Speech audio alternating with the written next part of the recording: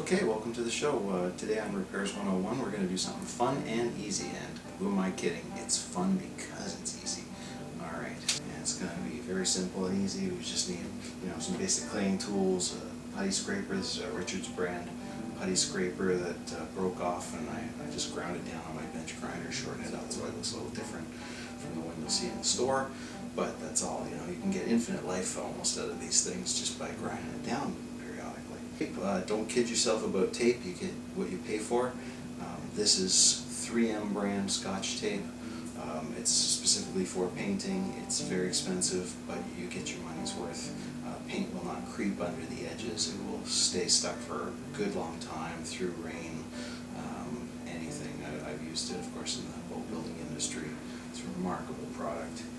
And all we need then is a can of spray paint. I'm going with a Tremclad.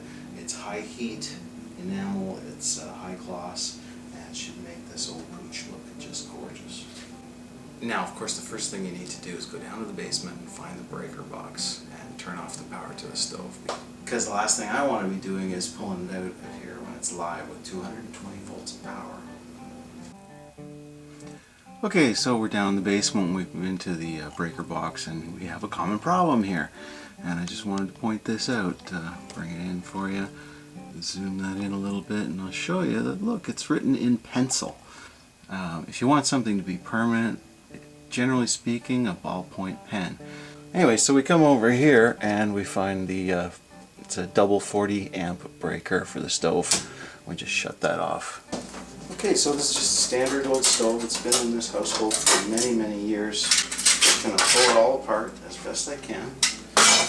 And then we're going to do a bunch of taping and prepare it for paint. So just, pop these pieces apart, pop out all this, these trays, get off these rings.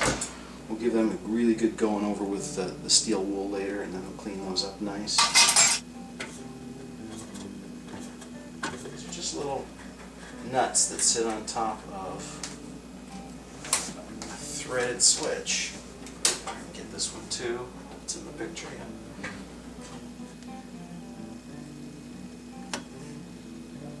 Here, if you've never seen this before, grab just the corner of my putty knife. There we go.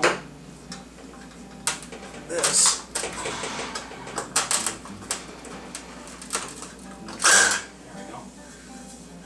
Is a fuse panel for all the individual burners in the stove. There's the legend. So if one of your burners is out, say, on your stove, it may just be one of these fuses right here. And they're just standard old style glass fuses that you can replace easily. So, okay, now I'm just going to pop off these dials. They should lift off fairly easily. Okay, that one came off nice and easy. There you go. Just get in behind it like that.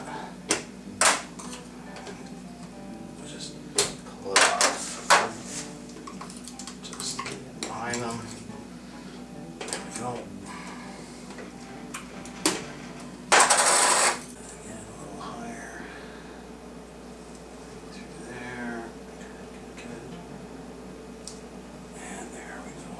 Again, just need a little finessing. There we are. Just grab my Swiss Army knife, edit out the part where I drop it, and just nick off these little corners here that are not part of the general master plan.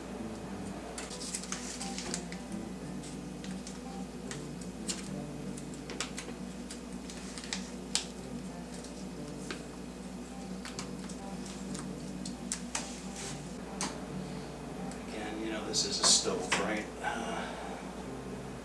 It's not a hot rod, so. Okay, so here's another little fun idea. I've got to cover up these spots here. What I'm going to do is get into a package of these otherwise useless, adhesive bandages. There we go, the flat thing it'll stick to.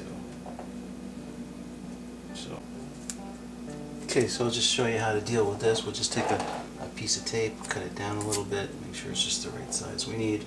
Put it over this bulgy light. Try and stick it down. Let's see if we work any better than the Band-Aid. Seems to be trying to hold on. So I'm going to reach for my trusty Swiss Army knife. Now of course you can just use a... I'm just used to reaching for this thing out of habit. It's always in my pocket. And so I'm used to working with it. But it's just to block the paint from getting on the light, so that's all we need. Okay, well as you can see we've got this bad boy all taped up and we are ready to haul her outside and give her a spray. So you're going to want to prep the surface. You want to rough it up with some 200 grit or coarser sandpaper. Okay, well as you can see I've hauled it outside and pulled the door off and the lower drawer out. I suppose I should have shown you how I did that. Well, that's unfortunate. I'm just going to have to make this little side trip into the future to take the door off and show you how that's done and to take the drawer out. Okay, welcome to the future. I'm just going to show you really quickly how this is done. You open a stove door all the way and you simply yank on it and it snaps off like that. As you can see, this particular stove has males on the door and female hinges that it locks into. To put it back in, it's very simple. Simply line it back up and it drops in and you're done. Here's a nice up close shot of that hinge. Okay, so the drawer just comes out nice and easy. It's on rollers on a track that's built onto the inside of the frame of the stove. So you just lift it up a little bit and out it comes, nice and easy. That's rollers. And then to put it back in, you just line up the rollers with their tracks. There we go. There we go. Okay, I'm ready to go outside and start spraying. Got a can of spray paint. You want to make sure that it's shaken really thoroughly. You hear that ball swirling around there, you want to make it do its job, okay? Really swirl it around the outside, shake it back and forth vigorously. When you think you've shaken it enough, shake it twice as much. Spray lift, spray lift, spray lift. That way you don't get any concentrations. The other thing you want to know is be prepared to do it in coats, okay, in layers. Don't try and cover it all up in one shot, okay? You're just kidding yourself and you're going to have runs and you're going to have uneven coverage. It's just not going to look good. Nice and easy. If some of the original color still shows through, that's normal. You want to do another coat, then it's going to stop showing through, or maybe on the third coat or fourth coat, who knows, depending. Maybe you're going to put white over cherry red. It's going to take a long time to cover that up. Okay, so I just take this strap and flip it up over my head and I'm ready to work. Let's go. Yeah, it's a tough call. It depends on how much time you got, I suppose, but I would say 7 coats is probably pretty safe. What you really want is to have a good thick coat on the top. Otherwise you're going to get heat checking around the burner elements. Okay, here we are, 3 hours later. I've got it back inside. It's been base coated.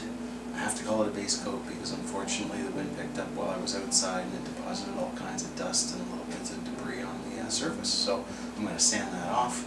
I'm going to build the world's smallest paint booth right here in the kitchen. I'm going to spray it. I've cleaned it up, stripped the parts off of it, scraped it, cleaned it some more, taped it up, hauled it outside, gave it a base coat, jumped in the car, went to the corner hardware store, got an extra can of paint. Okay, so I'm trying to dry sand the dust and the flaws out of it with some 220 paper, and it's coming up pretty nice. Gotta put the lid right back on that. It's highly volatile and therefore very quick evaporating.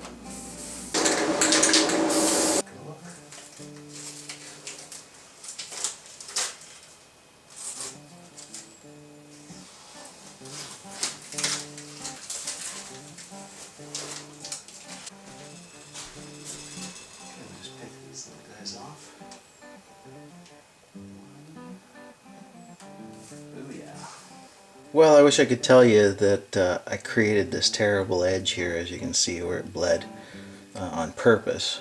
It's not the fault of the tape. This is my own poor workmanship. I was in a hurry and I think you'll even recall my saying something about this not being a hot rod, just being an old stove, so who cares. But I'm going to take advantage of this moment to show you how easy it is to repair a problem like that with just a little acetone and a clean rag.